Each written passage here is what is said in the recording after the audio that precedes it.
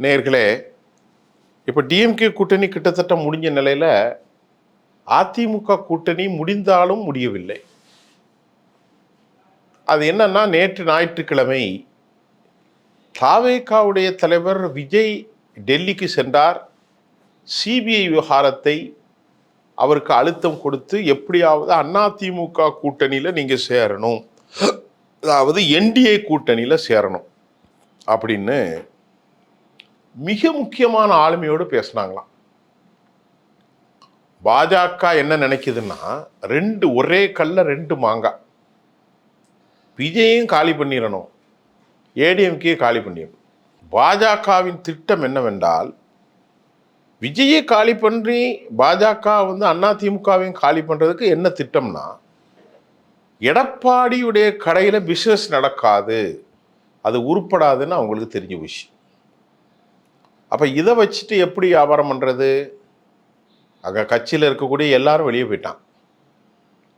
திமுகவில் போய் சேர்ந்துட்டாப்புல பன்னீர்செல்வம்.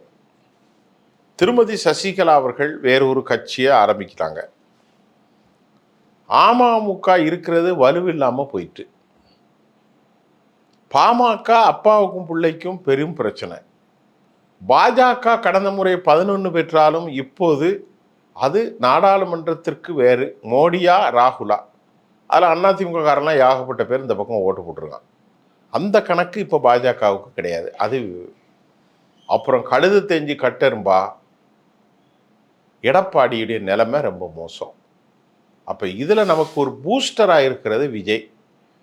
விஜய் எப்படி சிக்கினார்னா, 41 பேர் அந்த படுகொலை வழக்கில் 41 பேர் படுகொலை என்று சொல்வது, அவர்கள் சிக்கி அநியாயமாக பச்சிலம் குழந்தை வரைக்கும் இறந்தாங்க. அந்த வழக்கை இப்போ சிபிஐ வைத்து இதை சிறை அல்லது மறை அல்லது எங்களுக்கு ஒரு உதவி செய் அப்படிங்கிற மாதிரி நேரடியாக சொல்லாமல், அதை நேரடியாக சொல்ல மாட்டாங்க. ஏன்னா அதில் அட்டானமஸ் பாடின்றவாங்க. அதுக்கு நமக்கு சம்மந்தம் இல்லை மிஸ்டர் விஜய், அது தனி இது தனி. இப்போ அவர் படம் ஒரு 400 கோடி 500 கோடி பிஸ்னஸ் ஆகும், அது ஒரு பக்கம். இந்த ஜனநாயகன் இப்போ யாரை பேசினாங்க அப்படின்னு பார்த்தா, திரு அதானியின் வட்டத்தில் மிக முக்கிய ஆளை அனுப்பி தான் விஜய்கிட்ட பேச வச்சுருக்காங்க. டெல்லியில் நமக்கு இன்னைக்கு கிடைச்ச சோர்ஸில், இங்கே பாருங்கள் விஜய், நீங்கள் தனிச்சு நின்றா ஜெயிக்க போகிறது இல்லைங்க. அப்போ என்னங்க, நீங்கள் கலை யதார்த்தத்தை புரிஞ்சுக்கிடுங்க. அரசியலும் செய்ய முடியாது, சினிமாலையும் ஒதுங்கிட முடியாது. ஏன்னா டிஎம்கே எடுத்து நீங்கள் நிற்கிறீங்க. அதனால் உங்களுக்கு வலுவான ஃபோர்ஸ் வேணால் பாஜகவும் அதிமுகவும் தான் இருக்குது.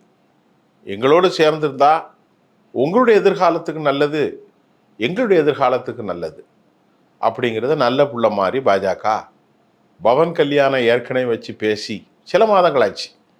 அது உருப்படாமல் போய் இப்போ அதானியின் சார்பில் ஏதோ ஒரு நண்பர், ஏதோ ஒரு நபர் வலிமையாக 2 அடிப்படையிலையும் பேசியிருக்காரு. மிரட்டல் மற்றும் இவருடைய நல்ல புத்தி மாதிரி. ஒரு பக்கம் மிரட்டல், மற்ற பக்கம் நல்ல புத்தியா, சரி பார்த்துக்கிடுங்க சார், என்னமோ அதை ஒன்று அப்படி அந்த மாதிரி. ஆனால் இவர் தெளிவாக இருப்பதாக சில கருத்து சொல்லுது. இதில் 2 விஷயம் நம்ம பார்க்கணும். ஒன்று, விஜய் அவர்கள் ஏடிஎம்கேயில் அவர் சேர்ந்து போட்டியிட்டால் அதிமுக 134 தொகுதிகளில் கீழ் குறைஞ்சிரும். ஏன்னு கேட்டால், ஏடிஎம்கே 134 தொகுதிகளில் அவர்கள் போட்டியிட திட்டம் வைத்திருக்கிறது பாஜக. இந்த திட்டத்துக்கு எடப்பாடி முதல்ல ஒத்துக்கணும். 2வது, விஜய் என்ன சொன்னார் அப்படின்னு நம்ம பார்ப்போம். விஜய்கிட்ட அதானி சொல்லும்போது, அதானியுடைய ஆட்கள் சொல்லும்போது அவர் தெளிவாக சொல்லிட்டார், என்னை பார்த்து மினாரிட்டி, அதாவது நான் பிஜேபியுடைய பி டீம்னு சொல்கிறாங்க, இப்போ உங்கள் கூட சேர்ந்து அது கன்ஃபார்ம் ஆயிடும். அப்படி இல்லாமல் நான் ஒரு முதல்வர் வேட்பாளர், என்ன போய் 45-50 இடத்த வாங்கிட்டு நிற்க சொன்னால் நான் எப்படி நிற்க முடியும்? அதெல்லாம் நிற்க முடியாதுன்ன மாதிரி அவர் தரப்பில் சில நியாயமான காரணங்களை வைத்திருக்கிறார். அவர் தரப்பில் யாரெல்லாம் போனாங்கிறது தேவையில்லை, அவர் தரப்பில் வைக்கப்பட்டிருக்கிறது. நான் ஒரு முதல்வர் வேட்பாளராக இருக்கும்போது 250 தொகுதி, 150 தொகுதி, 170 தொகுதியில் போட்டியிட வேண்டியனா 50 தொகுதிக்குள்ளே நீங்கள் கண்டெயின் பண்ணலாமா? வந்திருக்கக்கூடிய கணக்கே தமிழ்நாடு முழுவதும் எனக்கான ஆதரவு இருக்கும்போது நீங்கள் எப்படி என்ன 45, 50 தொகுதியில் நிற்க சொல்லலாம்? நின்றால் அது எனக்கு எடுபடாது. இரண்டாவது, என்னுடைய வாக்கு பேஸே மைனாரிட்டிகள், அதுவும் கிறிஸ்தவ வாக்காளர்கள், தலித் வாக்காளர்கள், இஸ்லாமிய வாக்காளர்கள். நான் பாஜக கூட சேர்ந்தா எனக்கு வருங்காலமும் போயிடும், நிகழ்காலமும் போயிடும், கடந்த காலத்தில் நான் கூறினது எல்லாமே போய்விச்சிடும் அப்படிங்கிற வாதத்தை அவர் வைத்தாராம். வைத்திருப்பார். வைத்தாரோ வைக்கலையோ, வைத்தார்னு வருது. ஆனால் அவருக்கு என்ன சொல்லப்படுது? கொள்கை கூட்டணி ஒன்று, உன் கொள்கையே போனப்புறம் உங்ககிட்ட ஏண்டா இருக்கணும் அப்படின்ட்டு எல்லாரும் போயிடுவோம். ஒன்று அரசியல் எதிரி திமுக, கொள்கை எதிரி பாஜக. பாஜக ஹிந்து தேசியவாதத்தை தான் சொல்கிறான்.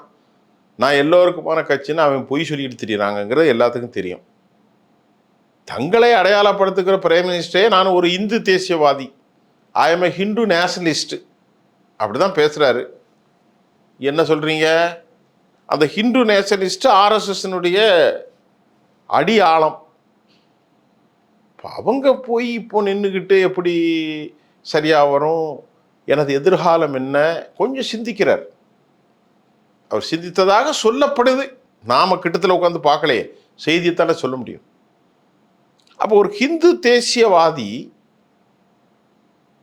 எப்படி ஒரு ஒரு இவர் ஹிந்து குரூப்போட ஒரு அலையன்ஸோடு எப்படி இவரால் கூட்டணி வைக்க முடியும்? அது அவர் புரிஞ்சுதான் இருக்கார். ஆனால் இவங்க சொல்றது, பார்த்துக்கிடுங்க, உங்களுடைய எதிர்காலத்துக்கு நல்லது.